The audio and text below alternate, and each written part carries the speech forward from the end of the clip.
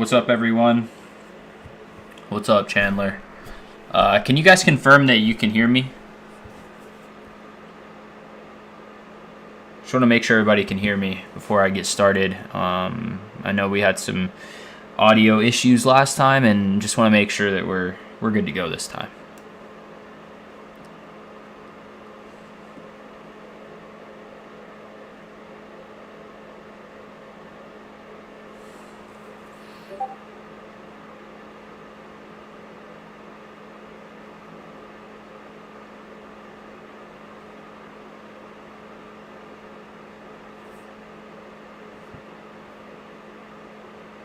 Awesome. Everybody can hear me. Sweet. Cool. All right.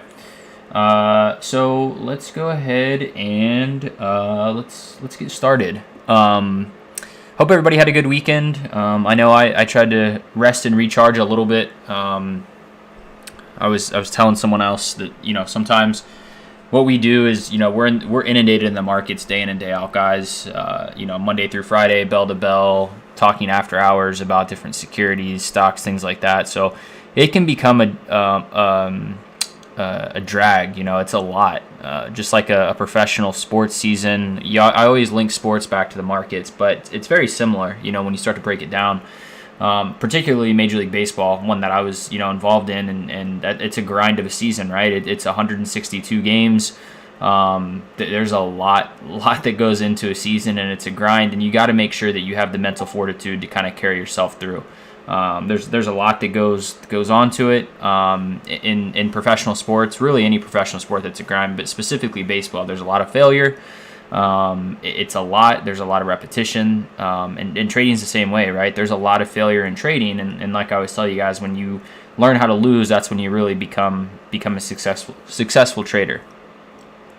So let's go ahead and kick it off. We had a lot of things happen this last week. SPY put in, let's go ahead and start there. Let's take a look at SPY. Let's take a look at what we did during this week. Looking at the 15-minute chart here.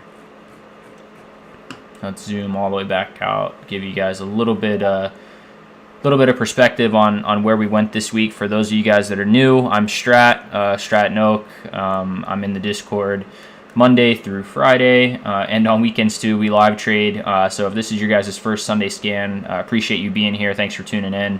What we like to do on these scans is really give you guys kind of a recap of what we did during the week.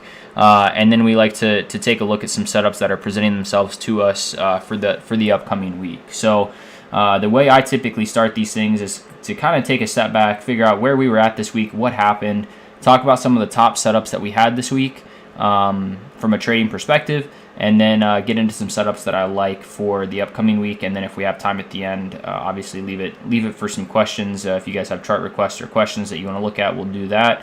And then I always try and give you guys a little bit of a psych pep talk at the end as well. So bear with me. I will check some of the chat questions once we get to that point. But from this point forward, what I'll do is kind of dive into some things that I saw happen this past week. So this is the S&P 500, ticker symbol SPY, the S&P 500 ETF. You guys know that we trade this a lot. Again, those of you that are new, this is the ETF of the S&P 500 index. So essentially, this is an exchange-traded fund with a bunch of different companies made up inside of this ticker, inside of this ETF. And so we typically trade this. This is a security that has 0 DTE, 0 date to expiration options.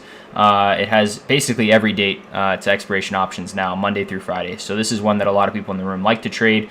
But it gives us a sense of where overall market sentiment is. So this was a really good week for the markets, right? Here's Friday, Thursday, Wednesday, Tuesday, Monday here, right? So Monday, where we opened up kind of around that 402 area, anyone going long on SPY was probably going to risk that 400 level, which we kind of came down to on Monday, right? Came down to 400. We held 400. Pre-market Tuesday morning, we actually did fall underneath 400, but that was the last time we saw that, right? And then by Thursday, we were all the way up at 418. So we basically ripped $20 to the upside by Thursday. But we did have FOMC this past week on Wednesday, 25 basis point increase, which is kind of what the markets expected. And Jay Powell actually mentioned that there could be some easing of rate hikes moving forward, but they still needed to be vigilant. Basically, what we heard was a lot of the same thing that we had heard prior, right? Which is why the market reacted really, really well to it. B-Trade's called an amazing trade here on the 411 calls on SPY listings went 800%. They went parabolic. We had a really, really good week, guys. And if you remember last week on the scan, one of the things that I talked about was relative rotation into growth names. And I said, you can see from the daily chart that the growth names are starting to get some volume on them. They're starting to curl. And that if we rip out of FOMC, growth names stand to reason that they are going to see the most upside potential. So let's rewind that and take a look at some of the names that we actually looked at, right? UPST was a big one. This is one that we played, guys. We played it out of FOMC.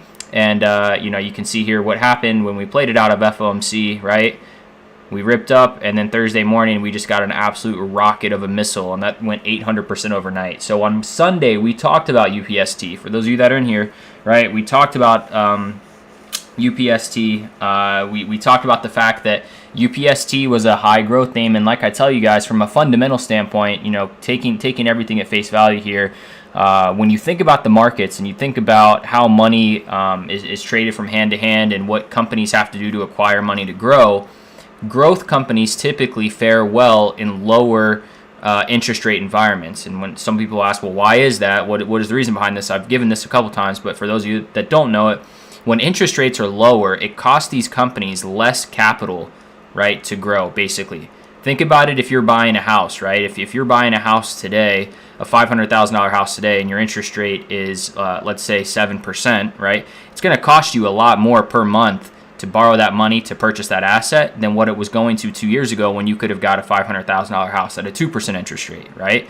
These growth companies are no different, right? Because the Fed fund rate determines, how these banks and institutions price debt that they actually loan out to these growth companies. And growth companies rely on debt heavily, right? Comparatively speaking, and that's why when you think of names like Kraft, when you think of names like Heinz, when you think of staple names that have been around for a very, very long time, they usually do pretty well. I don't want to say they're recessionary proof, but they do very well in recessionary environments, and that's because they're cyclical businesses, right? They're in that maturation phase of their company's growth that they no longer need debt to really grow, right? They're not hyper growth companies that are reliant on debt and on financing to actually grow. They're mature companies that have kind of gone through the phase, gone through the cycle, and now they can kind of, I don't want to say they can withhold any recession, they can withstand it, but they do a much better job of performing during recessionary environments than companies that have, large amounts of debt on the balance sheet, especially variable rate debt, right? Because when the rates go up, then your free cash flow goes down as a company. So now that kind of is out of the way, elephant in the room, basically these growth companies, why I told you guys last Sunday that if FOMC rips us and if we keep it below 50 basis points, right, 25, or I was even saying we could potentially go to 0. It was a long shot, but I didn't think we were going to get 50, and I long shot guess was going to be 0. So 25 kind of landed us, I think, where the majority of people thought we were going to be at. I think if you asked anyone prior to FOMC, 25 basis points is kind of going to be where we thought it was at, right? And so I don't like to use the term priced in. I think that gets overutilized a lot, especially in our FinTwit community. But I think markets reacted well to it, right? Because we're still tackling inflation, but now we're doing it at a much lower rate. If you guys remember, there have been prior meetings where we even did, 75 basis point increase. So now we've cut that down to 25 basis points, right? So softer landing, if you will, a little bit less than what we saw because the CPI reading that we had prior came in right at expectations. And this is where I always tell you guys, if you listen to what the Fed speakers say, this is where the smartest people in the room always win. And this is because people use context clues. People use their brain to think about things instead of just guessing into a binary event like a CPI print or like an FOMC print with a rate hike, right? The smartest people always win. And if you listen to the last CPI print, right, or prior to the last CPI print, there was a Fed speaker, I think it was Daly, that was speaking. And one of the things that he said was that we're going to use CPI print to determine where we're going to be at with the rate hike increase, right? You heard me say this last week on live, guys. I said it depends, what do we do on CPI? Because I remember the Fed speaker saying, depending on what happens with the CPI print is what we're going to do with the terminal rate moving forward, right? Whether or not we're going to increase it by a lot, whatever it was. CPI came right on point, right? We weren't hot, we weren't cool on CPI. It was right at expectations, right? And so that's where I was like, okay, had we came over on CPI, I probably would have been looking for the potential at larger than 25 basis point increase, right? Larger than what the consensus was. Since we came in right at consensus, right? That's where I kind of felt like 25 is generally what I think is going to happen. If we came in cooler on CPI and CPI came in better a few weeks ago, I would have expected the potential that we could have even had an even more softer landing to say 0 basis point increase this go around. Next month we'll reestablish and readjust and repivot if we need to. But that's where we kind of figured out that 25 basis points was what it was going to be based on the context clues that these Fed speakers gave us weeks prior. And that's where I always tell you guys, make sure court awareness, chart awareness, it's all the same, guys. Chart awareness, and you have to have an idea of what's going on around you for that reason. It helped us in this situation. So to get back to it, relative rotation into growth names. Let's take a look at the daily chart on UPST. You're going to see big spikes. Actually, let's look at something else. This has a lot of room on here. Let's look at another growth name like Coin. Let me show you guys. This will be easier to look at. Here we go. All right. So Coin. Massive daily chart, right? Coin is a name that has started to rebound. You look at the volume that we've seen on Coin. I mentioned, right, here's Friday, Thursday, Wednesday, Tuesday, and Monday, right? So on Friday of last week, we saw 24 million shares traded on Coin, right? And we started to see this curl. We saw a low, and we started to see a bounce off this. And I said, this could be, right? Let me zoom back out and show you guys. This could be, right? Money's coming back into growth. You can see the volume down here starting to pick up on Coin, right? Volume's coming in. We're bouncing off of these lows. We got a hammer candle on the daily down here at that 31.55. Growth names could start to go, right? That's what I was looking for, because money was flowing back into growth. Money was flowing back into tech. Money was actually flowing out of oil. If you look at oil stocks and XLE, the energy sector, you'll see that money has actually rotated out of oil into tech, right? And I think, it's up for debate on what's coming next, but the bulk of the story here is that money has rotated out of oil. And technically speaking, what I always like to tell people is like when tech slips, oil rips, right? And when oil slips, tech rips. And that's kind of what we saw. We saw tech and growth really start to go when money came out of oil. So on Sunday, I said, look, guys, growth could be hot this week. If FOMC comes in light, growth names are starting to curl. We could see a pop. And sure enough, man, Coin overnight, I think one of the Ronnie Dank in the room took Coin. I think it was 4,500% at the peak that he saw it on those runners. But Coin just massive moves on Coin. And you guys can see how big that 82 area resistance is, that 82.44 on Coin. Just breaking it down now from a levels perspective here, you guys can see, when we lost that 82.40 level prior, 2 days later, right, we came all the way down basically to $40, right, $40.66 a share. Massive volume to the downside when we broke through that 82, right? So it was support, we lost it. Typically, what do we always see? Support becomes resistance, resistance becomes support when we flip, right? So support, we lost 82.44. What happens a couple weeks later? We try it again, we reject it, come back down, and we're holding this area down here, right? This 46.16, which is why this 46.16 was such a big level for me on Coin, because we held it. We tried to come back up, we rejected, and then the next night we gapped up here, right on Coin. We gapped up, came back down. I think this was actually the BlackRock news, I believe, on Coin, when BlackRock invested in Coin, kind of went crazy, similar to how SI did, very similar moves. And then you can see, right, so support, resistance, support, gap down, resistance, right, resistance. So this is a nasty wick on Coin's daily chart here. What this tells me is that a lot of volume stepped in on Thursday. Similar volume stepped in on Friday, and the same sellers, you guys always hear me say this, but the same sellers that stepped in here, right, back in August, that stepped in September, mid-September, right, are the same sellers that stepped in back here too in May, the same sellers that stepped back in here at the beginning of May. It's the same sellers at this area, right? And if we get over this level, then I do see a move on Coin, right? I can see a move on Coin up around this 107 107 to, up here, this 115, sorry, not 115, 107 to 113.29 area, right? I'm kind of looking at where we held over here before we broke down. That's what I'd be looking at, kind of where the bottom of these candles are. Let's go ahead and place that level just so we have it here, and you guys can have that on live, right? I'd be looking right about there. 113 basically, 112.97. Right, now we can get better levels. I mean, we can get more levels out of here. This is a big range, right? 82 to 113. You might be like, Strat, there's a lot of levels that can be hit in between there. Of course there is, and that's where we'll get them from here, right? I had a one-on-one with a member, and we actually looked at Meta, and I know I'm jumping around here, but I want to show you guys something that we found that was really interesting on Meta. We looked at Meta, right? Because Meta had gapped up so much, right? Here's Meta's chart. It's kind of ugly. I got levels all over the place, but let me walk you through this, guys, and show you what I saw. Right, when you look at this daily chart, you kind of look and you're like, okay, big wicks on the top, but I don't really know where resistance is, right? And that's kind of what we found. Like, he was like, hey, how do I find levels on Meta, because this thing gapped up so much? And you can see here, right, we did have a level here on top on Meta. We gapped up over it, and we had to find some levels up top here. So how do I find levels on Meta up top, right? Like, where do I get those levels from? We actually had to go all the way back here, right, on the daily chart. We actually had to go back here within the 15-minute chart, right, and we had to find levels. But so we went in here, found levels, and let me show you guys what, by finding levels back here in this May to June time frame, right, basically all the way from April to June of 2022, we dove into the 15-minute chart, found some key levels, and I'm going to teach a class on this next week, guys, but basically areas that buyers and sellers like to participate in.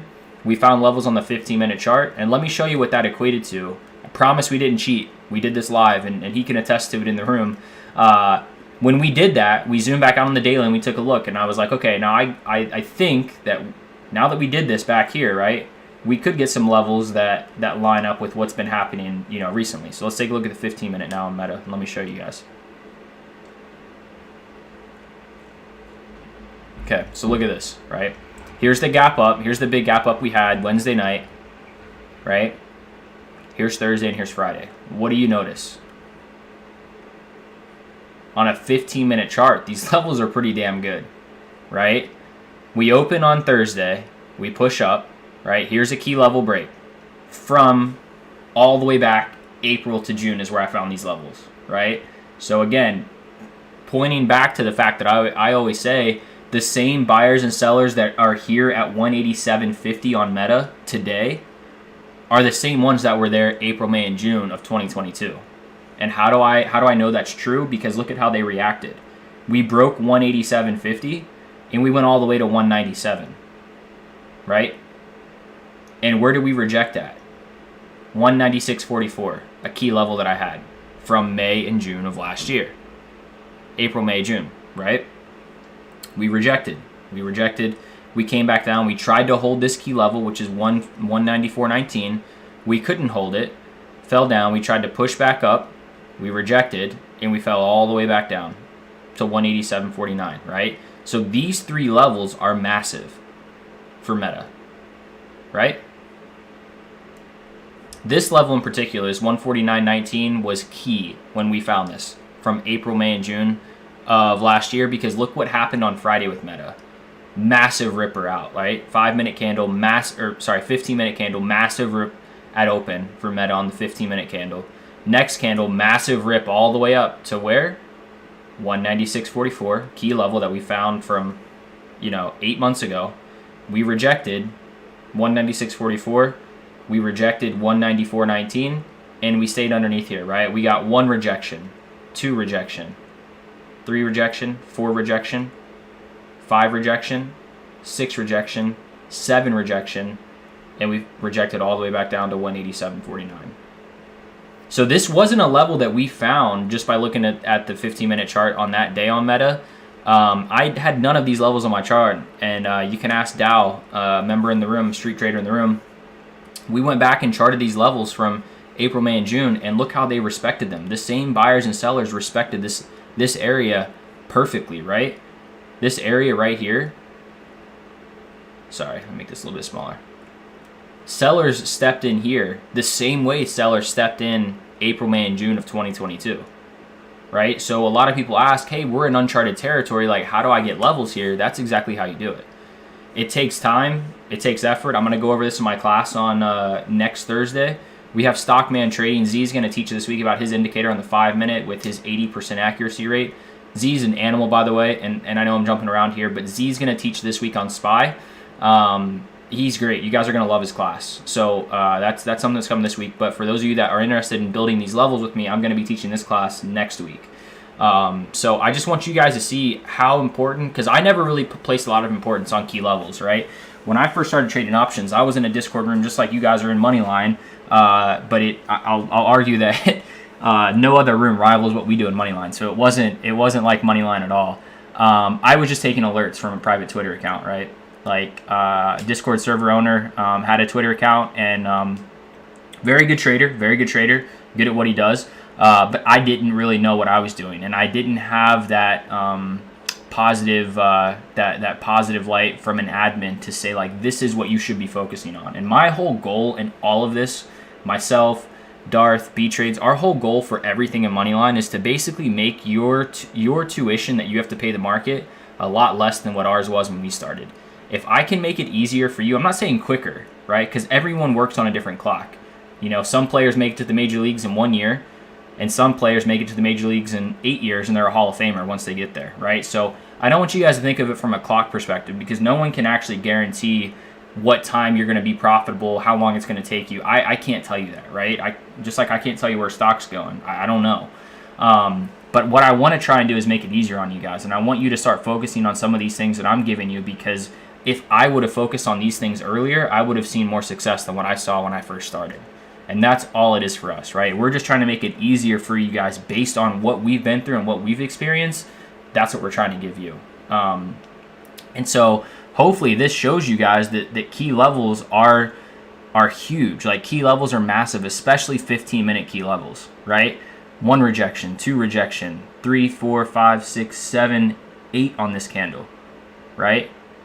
8th rejection. And this level didn't really come into play on a 15-minute chart on Thursday, right? You'd look at this level and be like, really, not really a key level on Thursday, not really, and that's where a lot of newer traders get lost, right? Because you're trying to make levels. You're not going to mark 194.19 if you're just looking at Thursday, right? Most new traders will say, well, this is the first time we've traded in this area. We haven't been in this area since April, May, or June. Me, on the other hand, I'm going back because I know that the same buyers and sellers that bought and sold Meta, or at this point it was Facebook, right? FB, ticker FB, in April, May, and June are likely going to be the same buyers that are buying and selling now Meta on, February 2nd and February 3rd. And what happened? They sold it back then, and they sold it again here, right? Every time we came to this level, it was a key level. So I just want you guys, this is just a quick example, I just want you guys to see how crucial key levels are. Please, please, please pay attention to the key levels that I give you guys in the pre-market huddle. I do spend a good bit of time finding those levels for you guys. The nice thing about these levels is that you don't constantly have to change your levels. Very rarely do you ever see me tell you guys, hey, I changed this level from here to here. I changed UPST's level one time. I think I changed it from like 1811 to 1836, if I can remember correctly. But very rarely and very seldom do I ever change these key levels, because the buyers and sellers that are here at 194.19 are going to be there at 194.19 if we don't ever touch this level until 6 months from now, because we just saw it happen. We hadn't been here for 6 months, and they showed right back up, right? So please pay attention to levels. Please make sure that you guys know what these key levels are. It's going to help you in your trading journey. It's going to help you in your day trades. It's going to help you scalp. There's a lot of people in the room that actually have taken my key levels that I have, and I'm not even taking these trades, but you guys took trades off those key levels. I think someone in the room on Friday took coin for a ride, right? Like multiple hundreds of percents on Friday because it fell through all the levels that we had on coin. Let me go to it real quick and show you guys. And then we'll get into some setups this week, right? But coin, here we go. So here's key levels I have on coin, right? Well, we popped all the way up. Let's go ahead and mark this level up top of coin just so we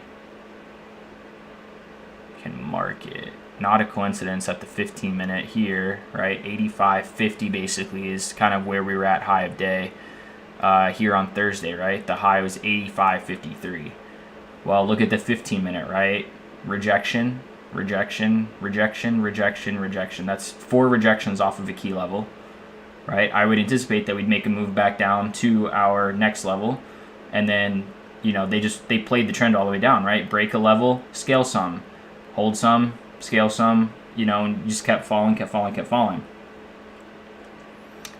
So yeah, I didn't take this coin short, right? You guys know that when I played Apple, we played the Apple flush and took it, you know, 500%. And if I would have gotten in when I told you guys where contracts opened up at 50 cents when they closed Thursday at $3.80. So someone had a contract worth $380 at Thursday's close on Apple 150 calls, and those things opened at $50 a contract. That's called an IV crush, and what we did was the IV flush. So I flushed Apple in the morning. Everything kind of ripped Friday morning. And then I kind of, you know, had some errands that I ran. But my point here is that someone used the levels that I gave you guys and just rode coin puts all the way down on Friday. So once you have these levels in place, it just gives you another tool in the toolbox to really, you know, take your trading to the next level. We will talk about the IV flush as well, guys, in the class that I'm going to do. I'll go over key levels and I'll talk about the IV flush too. What up, Panda? Any flush plays tomorrow? Potentially. Probably not in the morning. We probably won't know until probably after hours. Like if we could flush something on Tuesday. All right. So yeah, Apple was crazy. I tried to get in Apple at 50. I think I gave it to you guys like 65 cents. I couldn't get filled until like right around $1. So it already ripped 100%, and then we took it 500%. If we could have got in at like 60 cents, it was like a 1,300% play on Friday. Just like it was last time we flushed Apple 3 months ago at their Q3 earnings. It was crazy. Let's take a look at some setups, though, that I like, guys. PDD, right? Chinese tech name. Let's look at the daily here. I think one of our traders, Maul, in the room was looking at PDD. This is a chart that I really, really like, right? Here's the daily chart. Look at this.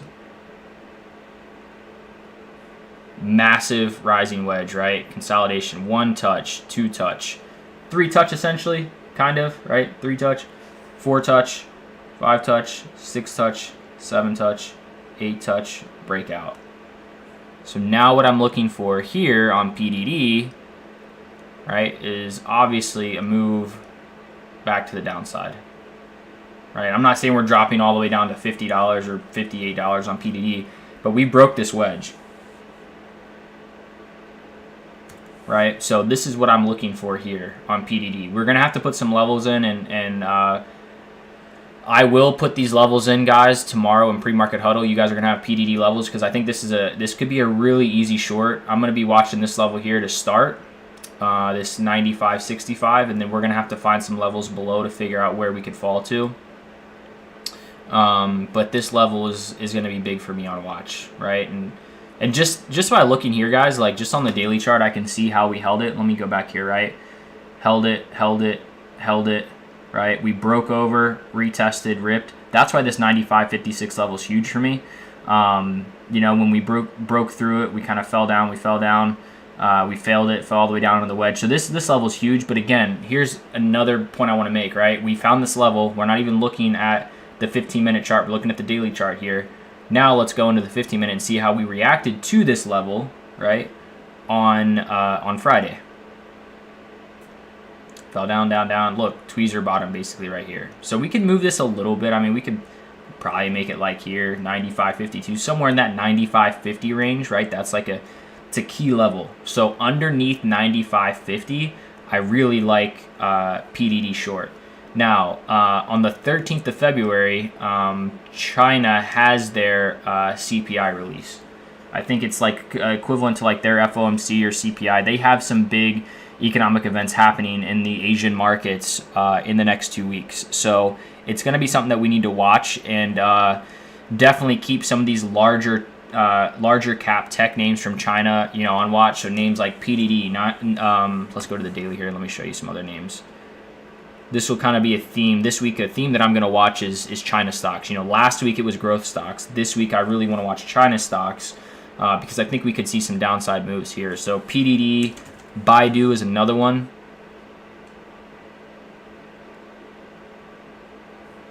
Right, a lot of these have been pushed off of their bottoms very strongly. So this is, I mean, you want to talk about vertical, right?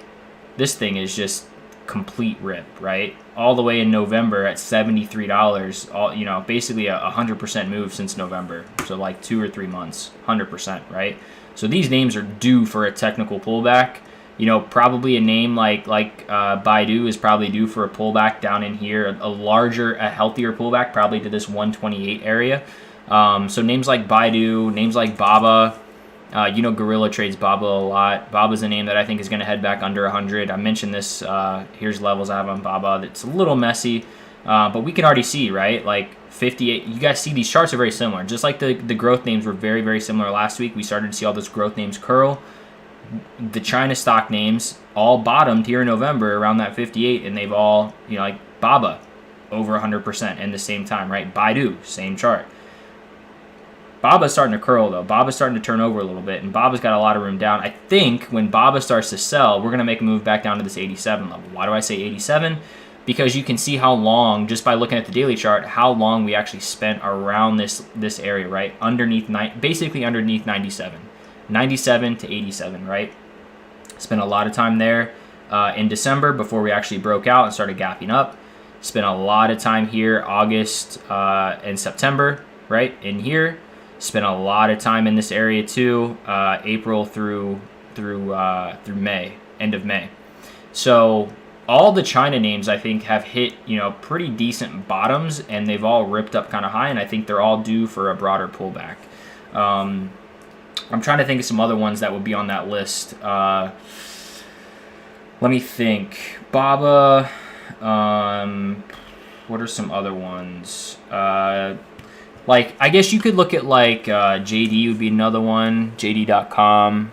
I don't know if this one is going to look similar or not. Yeah, this one looks similar too, right? So November, right? Down here in the 33s. All the way up into the 60s, so over 100% move again, and you can just see these charts look like they just there's not a lot of room. If we lose this area here on, let's just go ahead and mark this level. I don't trade JD a lot, but I just wanted to give you guys some China names to put on watch. Just looking at key levels here and from a daily chart. I mean, these levels are rugged. I'll refine these, but China stocks to the downside is going to be a theme that I'm watching this week, similar to how growth names to the upside was a theme I was watching last week, and that theme paid us quite well last week. We did really, really well in those names. You guys can see why I think that all these China names have kind of hit bottom. We've ripped up. Now it's time for a pullback, and I'm not saying we go all the way back to the bottom, but I'm just saying anytime you go 100%, 120% on underlying. These names are due for a pullback, right? Whoever bought at $33.17 is probably selling some up here around $66, right? Because they're up 100%, right? Why wouldn't you? So JD is another one.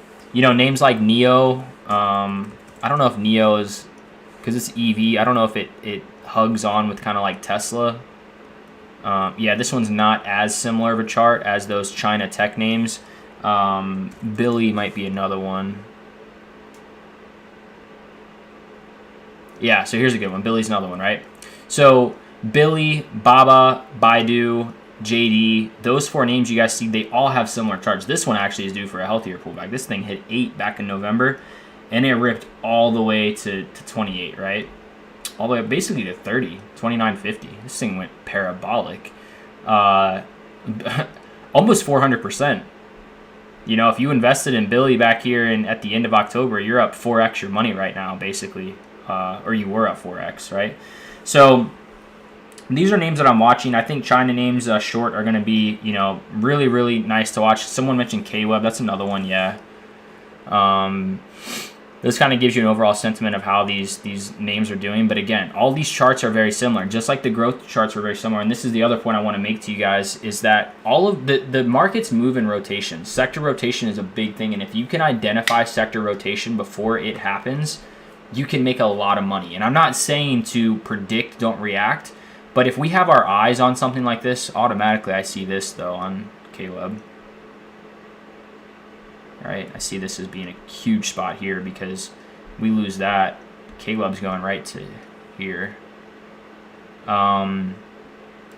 Right? Ultimately, these names all trade the same way, right? They all trade the same way. So if you can identify some of these patterns and some of these things prior, then we can be ready to pounce on these things. Like these China names, looks like we could make some money to the downside this week. Sorry guys, had to get some water there. Yeah, someone said LJ says the only thing I don't like with the China names is the constant gap up and gap down. Typically, I'm not swinging things, but you guys know my trading style. If we run into a play and at the end of the day, if we come down and we're underneath of a key level, I might take some off and I might swing free, right? So let's say tomorrow on KWeb, let's use this as an example, right? This is the daily chart, but let's say we pop up tomorrow on KWeb and then we start to come down. And I might have some key levels for you guys on KWeb, right? I might bring some key levels to pre-market huddle tomorrow with KWeb. Let's say that we come down on KWeb, right? And we start cutting these levels. And then at the end of the day, we lose this 33, 35 level.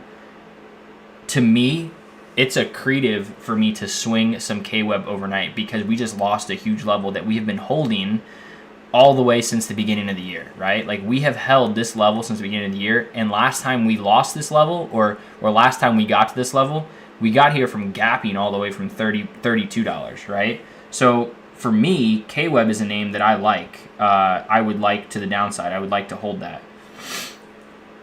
Hang on one second, guys. One second. I just got to answer something.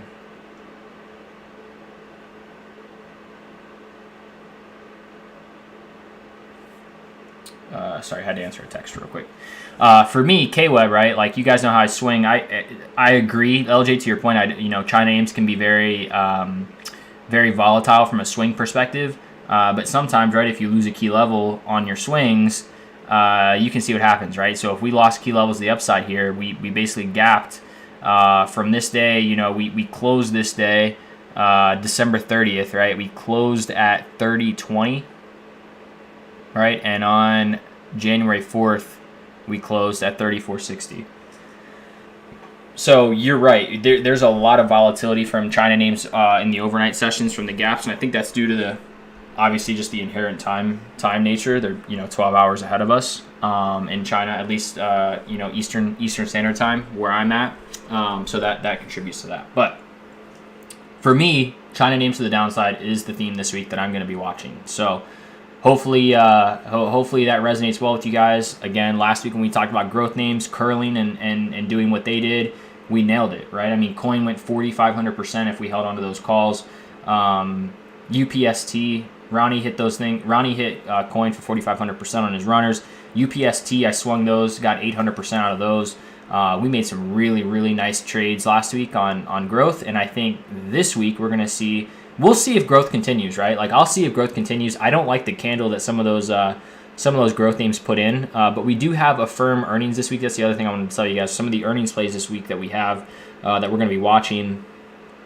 Let me get to my earnings schedule here and give you guys some things that I'm watching and what I like. Tomorrow after close, we have Pinterest, so PINS. Pins trades very, very well. We will look at the implied move tomorrow and potentially be able to flush pins on Tuesday. Activision, we have that after close on Monday. We also have Take Two, right? Take Two is an interesting play for me because we saw what EA did, right? Like EA didn't do very well with their earnings. So it could stand to reason that Take-Two and Activision, I mean, I think Activision, their earnings, there's going to be a lot of talk around what happened with Microsoft and what's going on with Microsoft. But EA had really, really bad earnings. And if Take-Two follows in similar fashion, being that they're in the same industry, I don't know enough about gaming industry to know if this is like a bad time. But if Take-Two follows, kind of to the downside, what I'm watching is really kind of like this probably in this area here, right? Like this 106.17 area, kind of a big area, right? Like this is the area that we held. Let me put it on my chart so you guys can see why.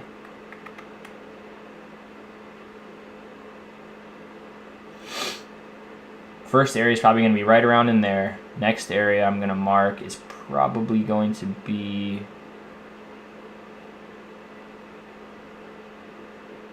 right in here, right? And then I'm really looking for 100 psych. And I'll have to put some other levels in there for you guys.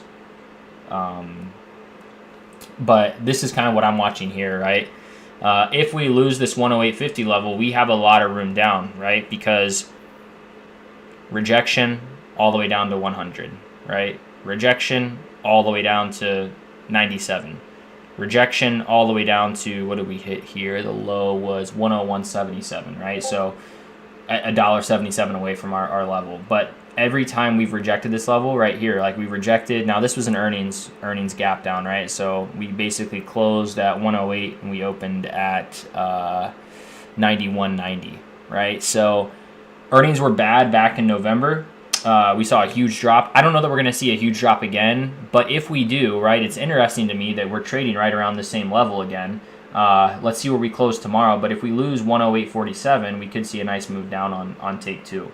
So take two is one that I'm watching as well. Let's go back to our calendar so I can give you guys some of these other ones I'm watching. We talked about pins. We talked about Activision. We talked about take two. Spirit's one that I'm interested in looking at. You know, travel's been pretty hot. I'd be interested in that, but I'm more interested in what happens on Friday with Expedia. I think, you know, names like Spirit, names like Royal Caribbean that's going to report on Tuesday morning. Names like, what else is on here that I liked in that same vertical? I mean, names like Uber, right? Uber is going to tell us a lot. Disney will tell us a lot as well after the close. You know, we'll hear how the park revenue is doing. We'll hear how kind of the tourism side of Disney's going. You know, I'm interested to understand more about their streaming business, but for now, like knowing that we have Expedia at the end of the week, that's one that I would like to kind of look at, right? Thursday after close is Expedia, and travel's been hot right now. So that's where I think that names like Royal Caribbean this week, names like Spirit, names like even Hertz could maybe tell us a little bit from a rental car perspective. But then potentially, right, Walt Disney, Uber, Lyft on Thursday as well. You know, that should really tell us how travel is going and how the tourism industry is going. All things that I've seen and I know people are traveling like crazy right now. Everybody's traveling. I know we're kind of in this recessionary period where everyone's kind of watching their money a little bit, but people are spending on the credit cards left and right.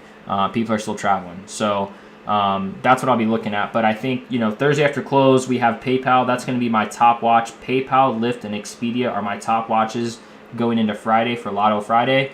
I think out of the three of those, we should be able to flush one of those. And you guys know how flushes can work on a Friday, on Lotto Friday, when those contracts expire at 4 o'clock Eastern on Friday.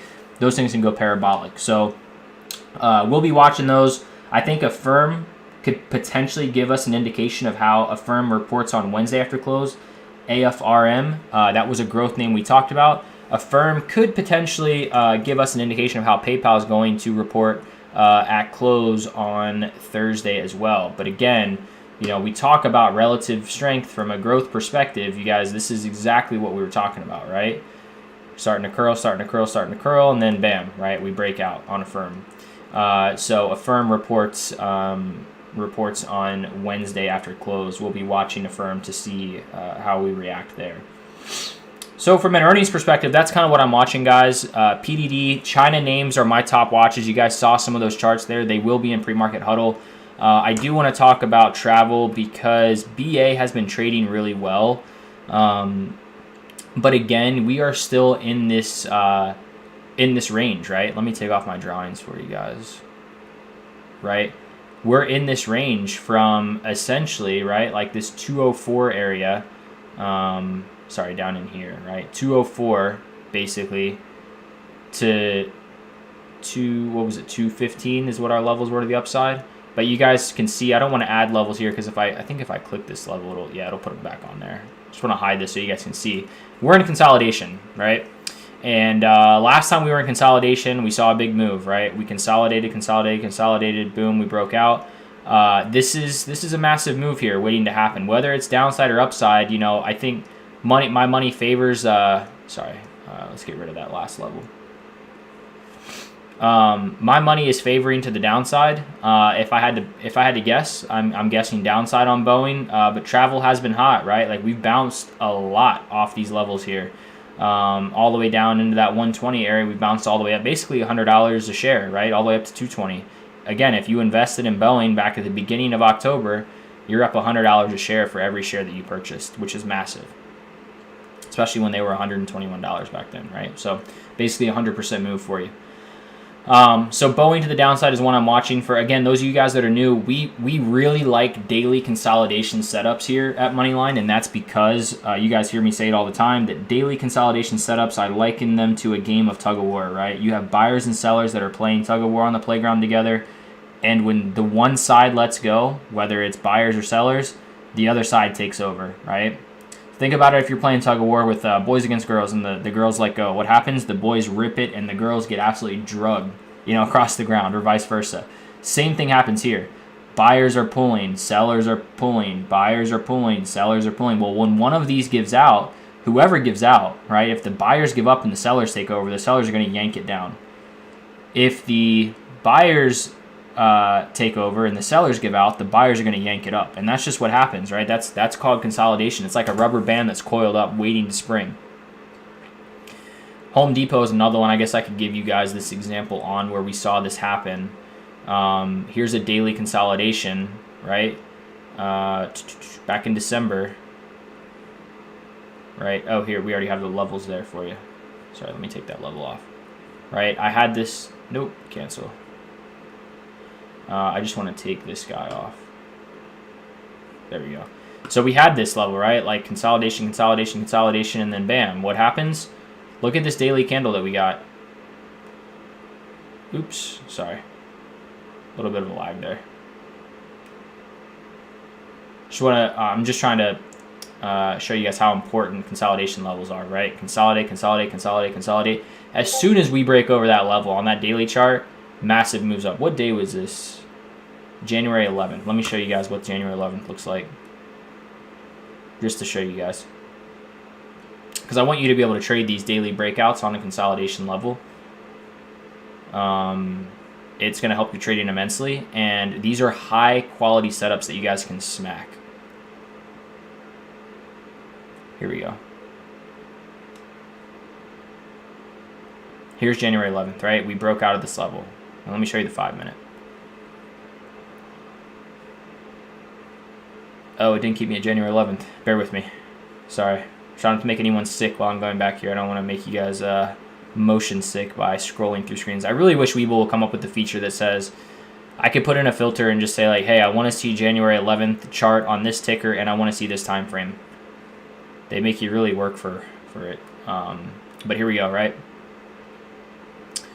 Home Depot. We knew this level was a big level to break out of, right? Whatever level this is. Sorry, I don't have my... It's not a level I have on here. I just have it. I'll just put it in here. There we go. $23 basically, right? $323.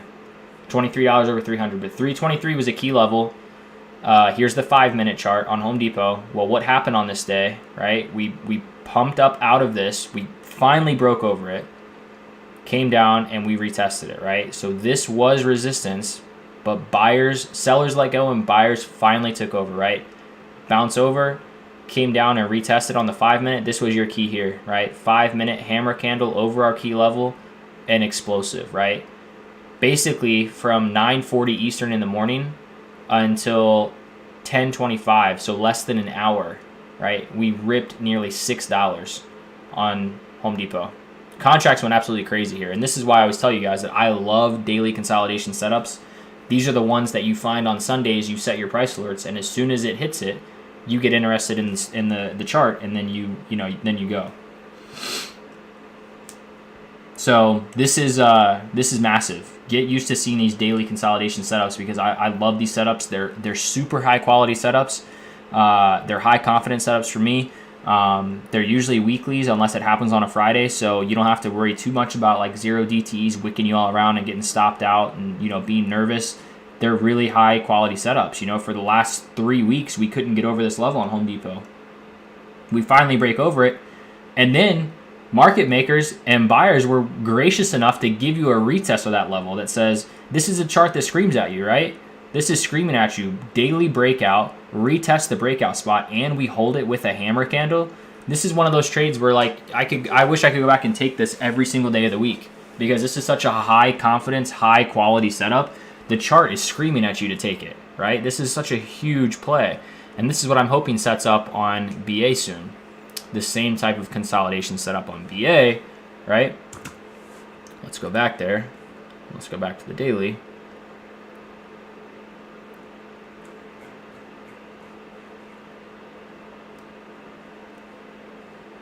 I don't know why it took us all the way back to 2021, but bear with me a second. Right? Consolidation. And this is all we're waiting for. We're literally waiting for a break of 204. Or we actually got the breakout, a false breakout, so you could have played that breakout on the daily. 204 or 214, 215 area, right? We could probably update this a little bit, maybe push it up. Maybe to that 215 spot is where I'll put it now. But waiting for a breakout of this key level. So daily consolidation setups are goated. I love them. I love the daily setups like that. So if you guys find daily setups, and people ask like, well, how do you find these setups? What are you looking for? You know, you can scan a lot of different things. You could look at, you know, like let's see if PayPal has anything. Just think about the names that we typically play, and this is where on Sunday I like to get to go to the charts and kind of find some setups that I like, right? Like looking for setups that maybe have something that is accretive to me trading it. Like right now, I don't really see anything on PayPal from a consolidation standpoint that would get me excited. Let's look at a name like Lyft, because they have earnings this week.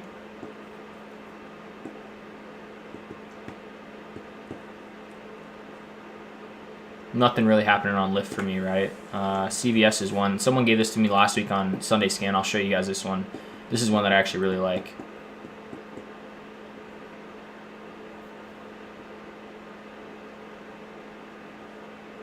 Now to the downside, right? Here's a weekly chart. This is why I like zooming out and looking at some things too. CVS. Rejection, right? Do we have any more rejections back here? No. So rejection, gap up, get over, come down and hold it, right? So hold, hold, hold, hold, hold, hold, hold. First weekly candle that we've had on CVS under our key level of 86.56 since we were over it and we closed under. What week is this? May 13th of 2016. It's the first weekly candle that we've had since we've been over 86.56 that we've came back down and closed underneath of it. Last time we were under this level was October 29th of 2021, right? So these are names that I like. You guys are saying GS and JPM. Let's look at the financials and see what they look like. Are they consolidation charts?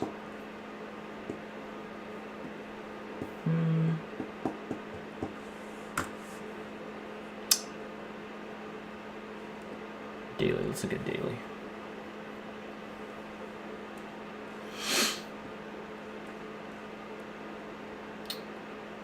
Not really daily consolidation here for me, personally.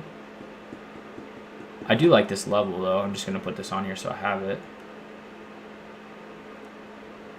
Right, rejection, fall down, rejection, finally get over it, come down and test this level, then we go up, come down, hold it, hold it, hold it, hold it, bounce all the way up, hold it, hold it, hold it, bounce all the way up.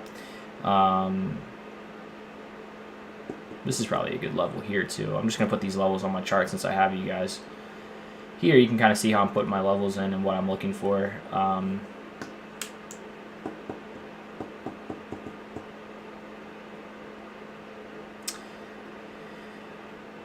Yeah, so like this is an example of consolidation here on JPM.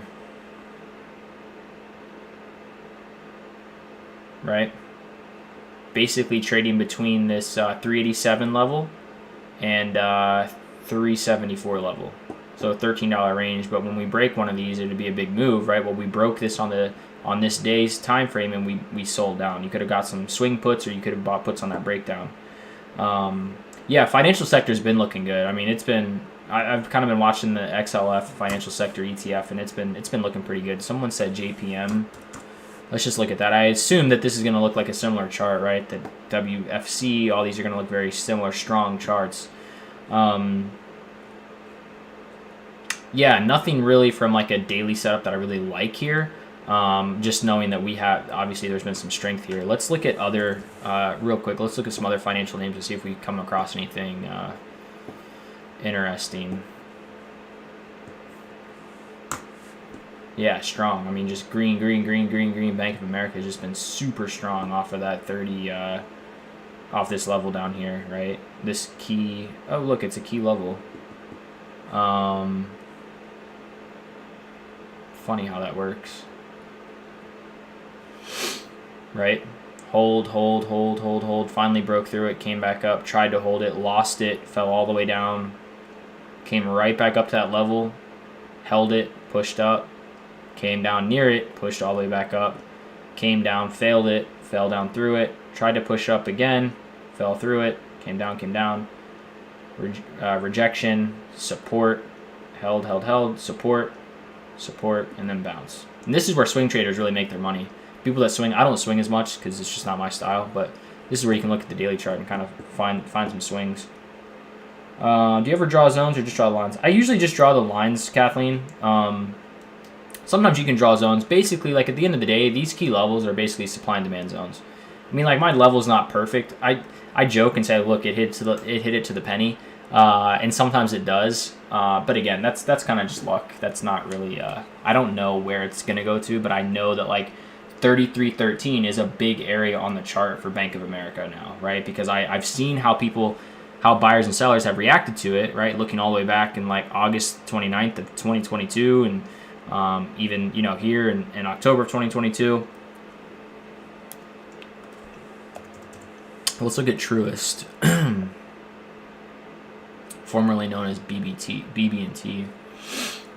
Yeah, I mean, not a lot of consolidation, right? We've been ripping on all these financial names off lows, so not a lot of consolidation there. Crowd, CRWD.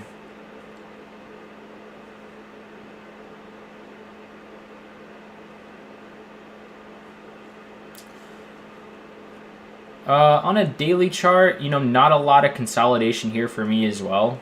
At least not like consolidation that I'm really looking for. Upside target for me on crowd though is this level right here, right? I'm just gonna go ahead and mark these levels so you guys see how I'm putting these levels in. We held it with the hammer candle. We gapped down and then we basically came right back up. So that tells me that buyers are here at this level, 124.49. Buyers are here, and then sellers stepped in, right? Sell. So I would expect when we come back up here to 125, 124.50, right, that we could probably anticipate sell orders coming through. And if they don't sell, right, then I'd be looking for us to make a move back up into this area, right? This 135.61 area on crowd.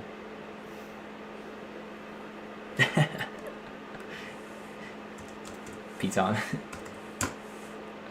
Piton's actually really interesting, and I don't want to say this because I know like we have this thing at Moneyline where we like to short Peloton. Peloton is a growth name, right? So I mentioned that growth names are starting to curl. Growth names look good.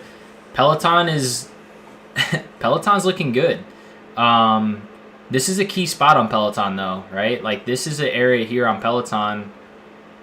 Basically, this and again, it's a zone. It's a rough average zone, but this is the area, right? This 1750 area is the area that we tried to hold back in April of last year, right?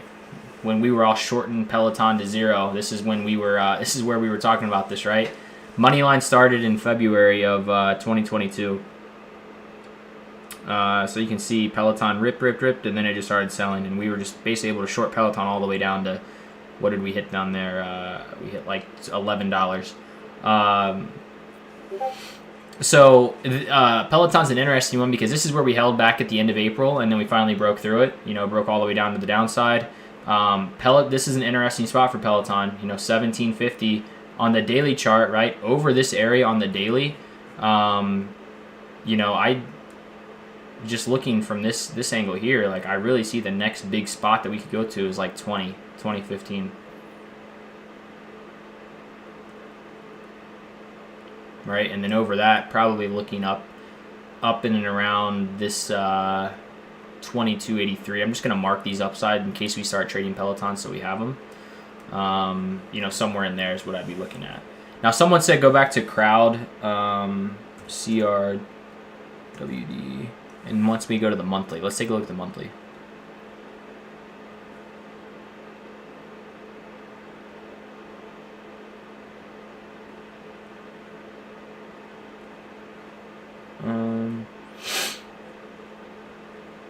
Yeah, I mean, I don't see consolidation on the monthly. I mean, there's definitely buyers here, right? Like buyers are stepping in here on crowd at 105.56 on a monthly time frame. They're definitely stepping in here, but I mean, a lot of charts are kind of beaten down like this.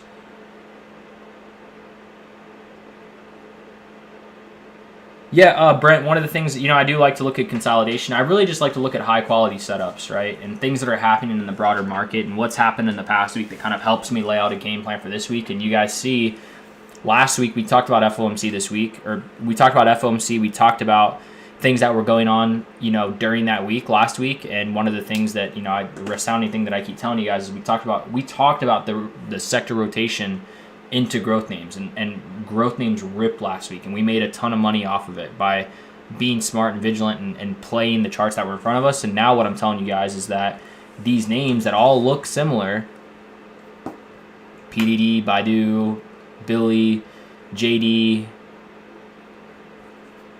all of these names have this similar look to them, right? Like they all have this chart where they all kind of hit, I don't want to say hit rock bottom, but they really bottomed like in November, right? Like, or October, November timeframe, right? They kind of pushed all the way down and then bam, like they pushed up, right? So people that were buying PDD down here at $38, it hit 106, right? So 3 times your money, more than 3 times your money. And now we're starting to break down. So stands to reason for me, just like the growth names stand to reason, that we had a lot of potential to the upside on growth. Now I'm looking for a lot of downside potential on China names. And we might not be right. We might not be right at all. But with the big economic events that they have going on this week, these names, now that they're starting to break down onto these chart patterns from a technical standpoint, look really, really, really good to the short side. Okay, you guys want to talk about SPY? I'll give you SPY real quick. We'll end on SPY. How about that? I got a lot of levels here, so it's going to look really nasty. But SPY, let's turn these levels off. Okay, here's SPY. Show you guys. Let's look at SPY on the weekly, actually. Let's start there. We'll zoom in from there. Right, so here's the weekly on SPY. Okay, now we had put in this trend line 1 time, 2 time, 3 time, 4 time breakout, right? This hammer candle basically broke out over our key level. If we put this down here on the weekly, 1 rejection, 2 rejection, 3 rejection, 4 rejection, breakout, hammer candle, and go. For me, to get long on SPY and for institutions to get long, what I'm thinking has to happen is that we have to make a move over 420, right? Because you guys see how we reacted here. You see why this 417.55 is a big spot. Last time we got over 417.55, we held it as support. When we held it as support, we pushed all the way up to basically 430, right? 428. Tried to hold it as support. The next night we gapped down and we never touched 417.55 again, right? We haven't been to 417.55 since August of last year. That was the last time SPY traded at 417.55. 6 months ago, right? A long time ago we were back here. But buyers and sellers are there again, right? Sellers showed up and pushed us down through it. Sellers showed up again and didn't let us get over 417.55 on the daily chart. think the high here that we hit, what did we hit? 418.31. 420 is the key spot for me. Like, this is the area here, 430, and then really 430. Like, I'd say 426, right? Like, this is the spot that I'm looking at here. Is like, if we can't get over this, we're right back in the levels that we've been playing. So on the 15, let me go down here and just show you guys my levels. These levels might need to be updated just a little bit. We might need to add some more levels. To be quite honest with you guys too, I've been finding my niche kind of trading those individual names. So I scalp SPY, and my levels are pretty good on SPY, but I do like trading those individual names. They trade really, really well. But even here, guys, like even on this chart here, like let me just add this level and show you guys how 15-minute charts. If you just look at a 15-minute chart and start adding some levels from the prior week or so, you could really change your trading game around, right? So let's put a level here. Why did we put a level here at 413.34? Well, Thursday we opened up, right? We sold off, we came down, we bounced at 413.44 first. We wicked underneath, we bounced there again, we held here again, right? We went back up to our next level. You guys hear me say level to level trading? Here's a level to level trade. Hold this level, move to the next level. Break this level, move to the next level, right? That's how I find level to level trades. That's what I'm looking for. So this is a key area for me because we bounce once, bounce twice, 3 times, 4 times, 5 times, right? So once we're over 413.34, I would anticipate that we would make a move up to our next level at 414.80. Well, what happened on Friday? Let's take a look. We were underneath our key level, 413.34. And by the way, we found this level just from looking at Thursday's chart. So you could have used Thursday's 15-minute and built your levels on Friday on SPY and traded the same exact way. Not interested in going long on SPY until we break over 413.34 because why? Typically what happens is prior support becomes resistance and prior resistance becomes support. Well, this was support yesterday, so now that we're underneath of it, I would expect this probably could be a resistance spot. So for me, I'm not looking to go long until we get a 15-minute confirmation over this level, and I want to see some wick confirmation over it as well on a 15-minute chart, right? Well, what happens? We break over it, we get 1 wick, 2 wick, and we go. And you could have taken this trade risking a 15-minute candle close underneath 413.34. Same situation as here, right?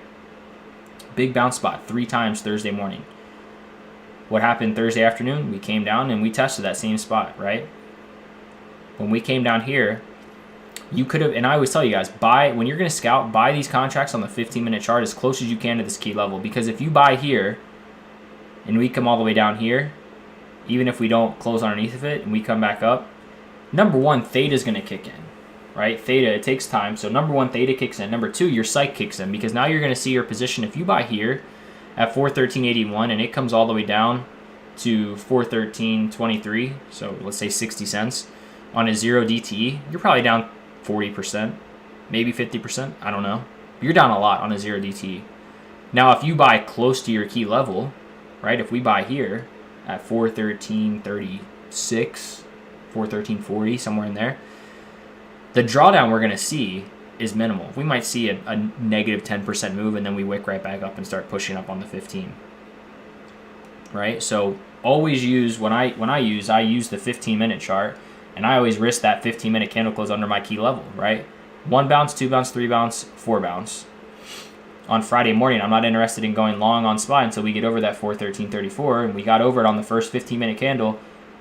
1 bounce, 2 bounce. We pushed, right? Now here's where not every situation is perfect. We lost 414.80, came down to our next key level, we held it, right? Is it going to be a similar situation as Thursday, where we lost 414.80, we came down and we held it?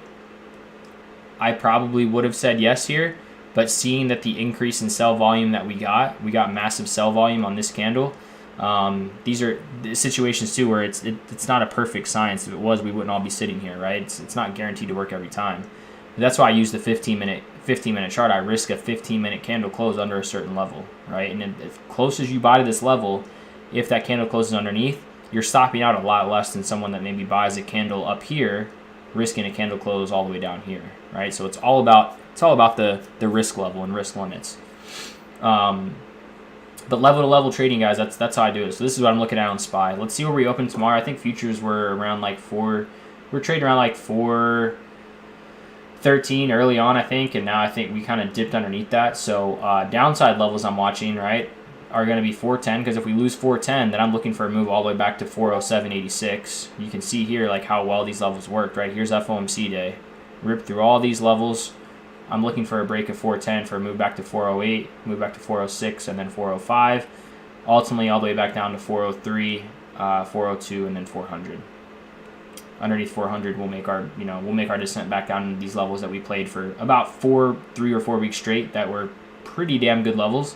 We'll play all those levels. So for those of you that want my levels on SPY, I'll post that tomorrow morning as well in the pre-market huddle. You're also going to get some China stock names that will be on watch for me to the downside as well. So that's really all I have for you guys this week from a Sunday scam perspective. Again, last week the focus of the scam was on growth names. This week it's on shorting potential China stocks, big, large cap China stock names is what I'm watching. Keo said, how's SI? Let me look real quick on SI.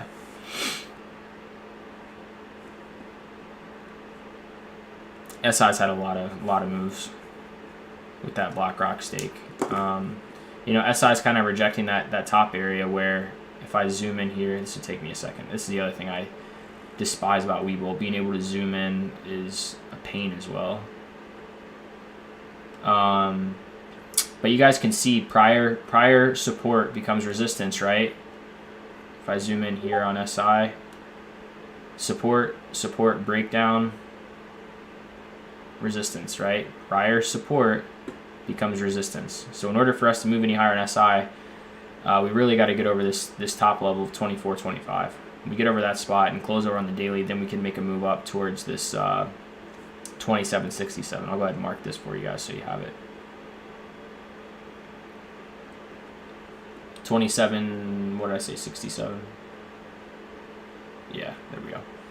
27.67, 27.50, somewhere in there is what I'd be looking for on a break of this level here. But seller stepped in, right? 2 days in a row. Seller stepping in, big wicks with big buy volume. Makes me think that we're going to see a move back down on SI down into around this $13 area. So we'll watch and see how it opens this week. We'll keep an eye. SI, Coin, Mara, all these names are dependent on Bitcoin, and what Bitcoin does. They're big Bitcoin sympathies. So here's the daily on Bitcoin. Daily looks pretty good on Bitcoin, if I'm not going to lie. You want to talk about consolidation on a daily. You want to talk about a flag potential. Like, this is what you want to see if you're bullish, right? That's a flag, right? Here's the flagpole. Here's your flag. We saw this on Bitcoin. Sorry, let me get out of this. Get rid of this guy. Right? Ramp up, consolidate, ramp up, major consolidation here, right? So basically daily closes on Bitcoin under 22.67 and then 23.750. But this is a big area. I bet on the weekly it looks even, yeah. Weekly looks hot on Bitcoin. This looks even more like a flag, right? So flag,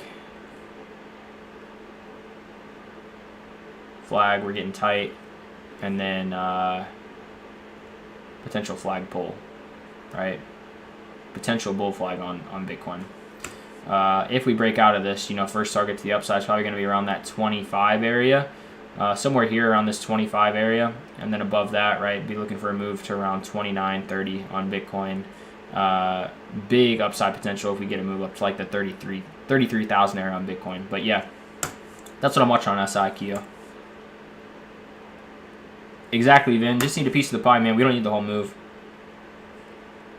One more chart, guys. I'll look at SI, AMD, and then we'll end the stream. Because I know we're 16 minutes past. But AMD looks hot. You guys see here. This purple is what the earnings implied move was. But yeah, I mean, AMD looks good. And again, AMD, another name that's linked to China, bouncing off those lows in October, November, right, pushing up. But If you look too at the 5-minute on AMD, let me show you guys.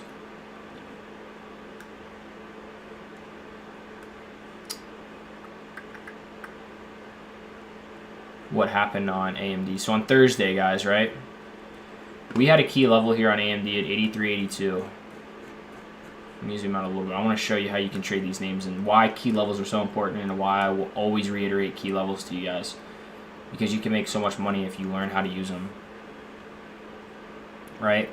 So on Wednesday, right, and we broke out on AMD, right? We broke out. I think we had earnings here on Wednesday, but we broke out. We were looking to make the implied move. We got all the way up to the implied move, right? And AMD went crazy. It went really, really well for us. Got all the way up to the implied move. Got over the implied move. Now this implied move, prior resistance, breakthrough, now support, right? Resistance, breakthrough, now support. Support. So if we ever come back down to 81.35, I'm looking for it to be support. And if we lose it, you guys know that I'm looking for $79, next. 5-minute, right? Push all the way up. Our next level, 83.82. Break over it. Support. Like in pre-market or after hours held support too. But really at the end, at close on Wednesday, held. 83.82 held. So what happens on Thursday? We start to ramp up in pre-market and we're holding 83.82. Right? We open up on the 9:35 candle, we sell all the way down and we hold it. Well, we get a bullish candle here, right? You hear me talk about opening range breakout. A lot of times you don't really want to get into a trade until we break over our opening print and get a candle close over it. Well, here we opened up, right? We opened at 84.34 and we closed this candle at 84.63. Right? So we closed the candle here, but we got a hammer candle over our key level. I mentioned this on Thursday. AMD could be a nice long play here, all the way up to 88.94, and really here is where you probably would have sold, but all the way up here to a high of 87.72 by 55 minutes into market open, right? 87.72, sorry, all the way from 83.82. So basically, a $4 move on a Thursday on AMD, massive moves. So make sure you guys are using key levels. They're great. I love using key levels. It's one of the best ways I love to trade is using key levels like that. So for me, guys, that's all I got for you. That's all I have this evening for you guys. Keep your head on a swivel. Keep your eyes on a swivel. News plays are starting to heat up again. On Friday, I was able to catch Zoom for 50%. Some of the news topics that are hot right now, which I don't know if they're going to continue, but over the last week or so, BlackRock stake. BlackRock has been announcing a lot of stakes in new companies, and typically when that happens, the markets react really, really well to it. So look for BlackRock stakes in companies. Also look for more layoff news. You guys know how layoff news affects companies, right? I told this to you guys last week. For those of you that weren't in it, when companies lay off people, it frees up money from a free cash flow perspective, right? Theoretically speaking, their payroll is going to be less, and Wall Street loves that because now they're spending less on OPEX, which means their margins are going to be a little bit healthier if they're laying off people from a theoretical standpoint. I know it doesn't always work like that because you might be laying off revenue-generating people, but Wall Street loves when there's layoff news because it's bullish for the underlying stock, even though it's not bullish from a PR and HR standpoint. No one's happy about getting laid off, but companies and analysts that value companies like layoff news because that means they're cutting their expenses. Anytime you cut an expense or anytime you bring on more revenue, analysts in Wall Street loves it, right? So keep an eye out for that. Make sure you guys are following Fast Stock News with 2 S's on Twitter. Sign up for notifications. I'm going to be on live with you guys. We're going to catch these plays. But Zoom was 50% in a matter of 2 minutes, guys. Johnson & Johnson we caught. Was that last week we caught Johnson & Johnson at the beginning of last week for 500%? Before the news came out, we just saw sharp volume on J&J. 500%, right? 465%. So don't put all of your money into one trade, guys, if you can afford not to, because we're going to get ample opportunities, in the market. And so far, the market has been really, really, really, really good to us in the first 2 months of the year, or the first month and 3 days of the year so far.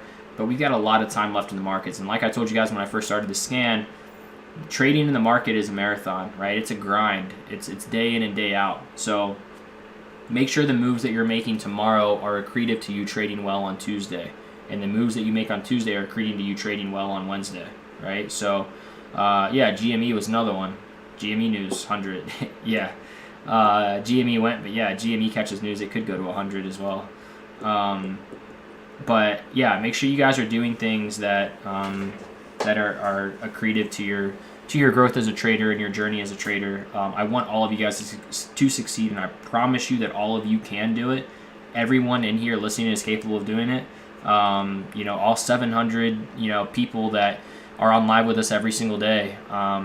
You guys can do it. Like, everyone can do it. There's been a lot of success stories out of Moneyline of people that thought about giving up and tried one more time, and they did it. And what I told you at the beginning of the scan, I really do mean. I want to make sure that what I'm doing is potentially making it easier for you guys. I don't know that it's going to make it faster, because I can't time that process. That's all dependent on you.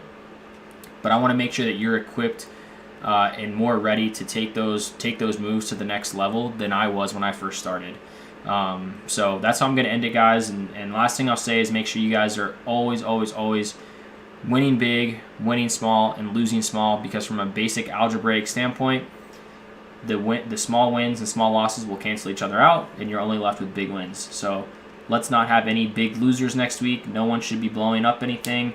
No one should be doing anything detrimental to their account.